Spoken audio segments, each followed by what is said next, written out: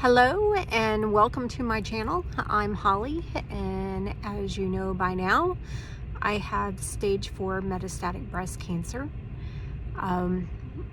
While I'm waiting to get some of my latest test results back, I thought I would post a video addressing one of the most common questions that I receive, which is, why am I not doing chemotherapy?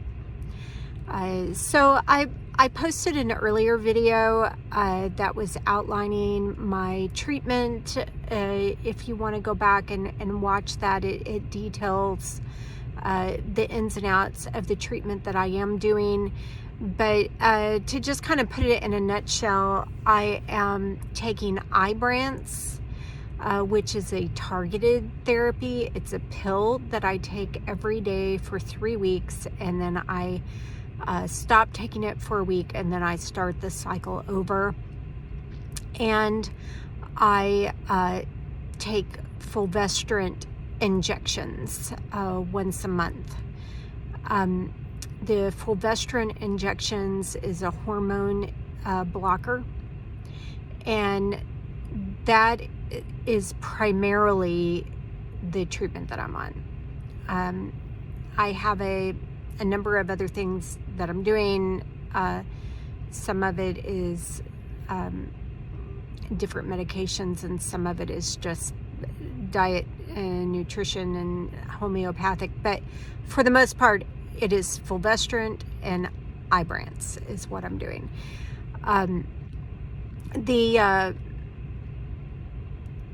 The side effects of Ibrance and fulvestrant is much more reasonable than chemotherapy.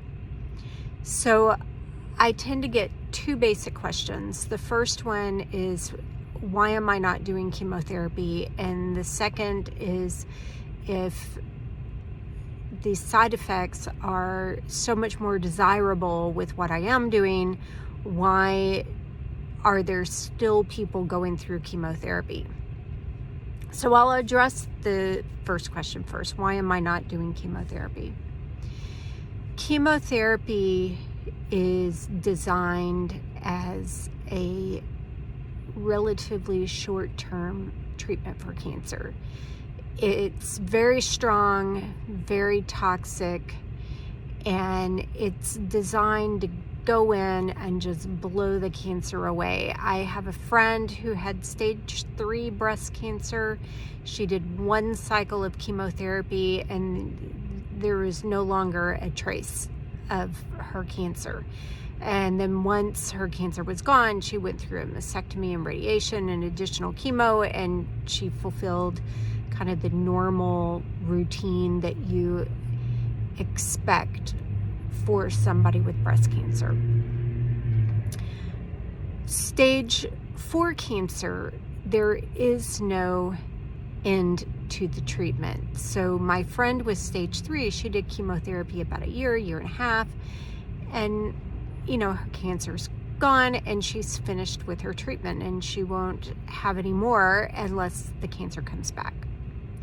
Which, with stage 4 cancer, you're in treatment for the rest of your life, with the theory being, if you ever stop treatment, the cancer will come back. In fact, it will probably come back even if you don't stop the treatment, because your body will get used to the drugs that you're taking, will develop a resistance to the drugs you're taking.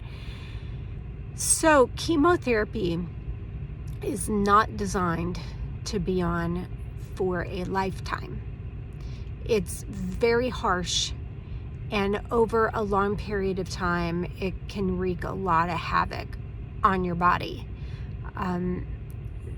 So it can be toxic to you if you're on it for a long period of time. So you just can't stay on chemotherapy for years. The second issue is, because chemotherapy is, such a scorched earth treatment, your body does develop a resistance to it faster than it would other drugs, And then once it develops that resistance to the chemotherapy, it becomes less likely that other drugs like the ones that I'm on right now will have as good of an effect or impact on your cancer. So for stage 4 cancer, as I understand it, they typically start with drugs like Ibrance and fulvestrant, and they go through the whole list that you might qualify for. As one quits working, they start you on another until you've exhausted your list of treatments.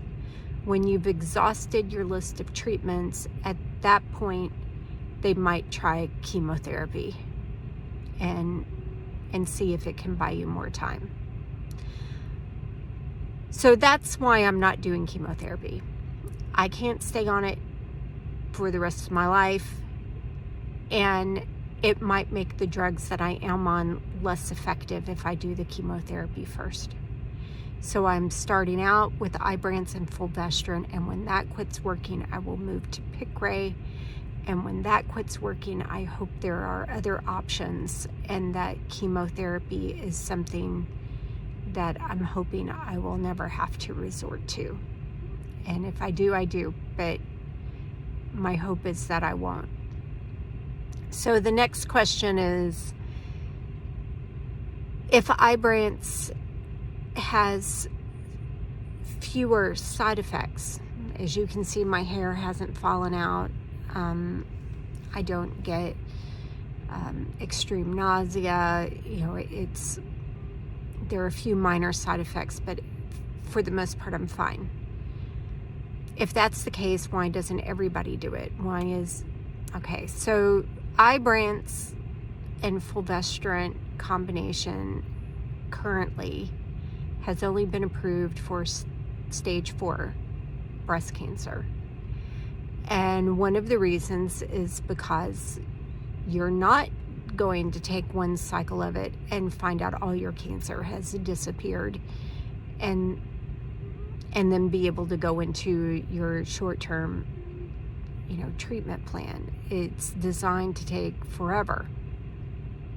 They may eventually do studies on it, more studies, and find out that it can be effective for people with lower stages of cancer.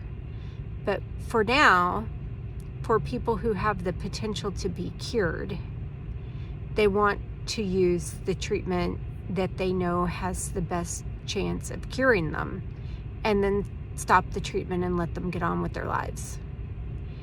And with this treatment, Ibrance and fulvestrant, they're still studying whether or not it can have a curable effect on patients with a lower stage of breast cancer.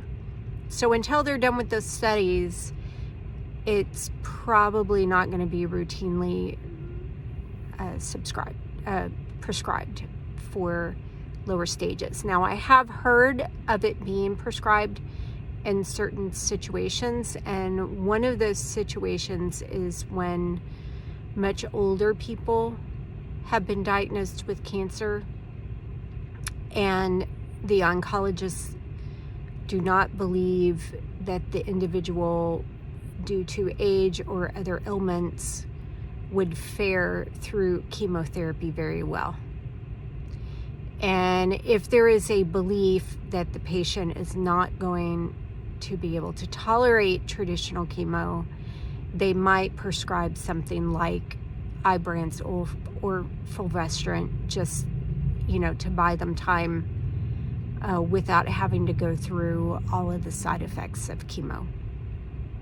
And I'm sure that there are some other isolated time frames for which they might prescribe Ibrance. But for now, that's kind of it in a nutshell, why I'm not doing chemo and why other people still do chemo. I hope that was helpful and interesting, and if it was, please like and subscribe to my channel. Please share it. post comments or questions if you would like, and I would love to hear from you. Thanks.